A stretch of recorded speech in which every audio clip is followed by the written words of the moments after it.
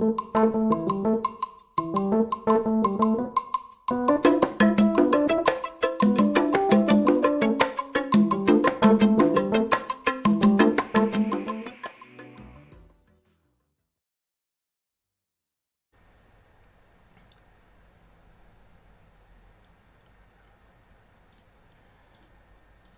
everyone, welcome to how to create a base defense game in Unity. This is session 3 intro. I'm going to be talking about what procedure or what the objectives are in session 3.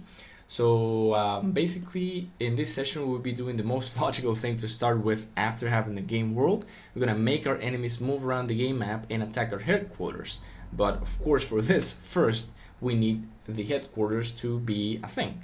So in session 3.1 we'll have the headquarters, which is this object over here.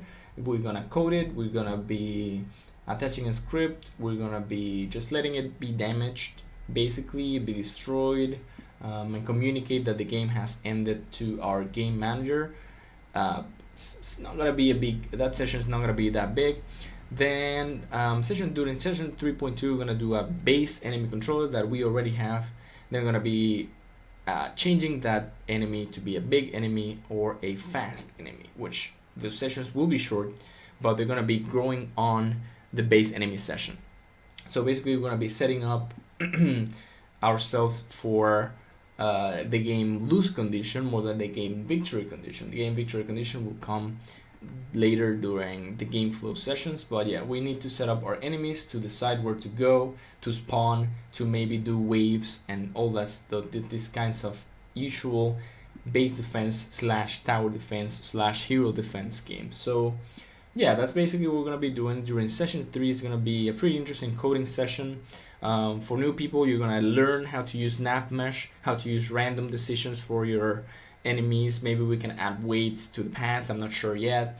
And the headquarters, we will be learning how to create basically a base or a way for other objects to harm a stationary object, or in general they can fight each other, of course, but in this case we're going to apply that to a stationary object, which is our base, and our enemies are going to be walking to it and attacking it with animations. We're going to be using animation based gameplay.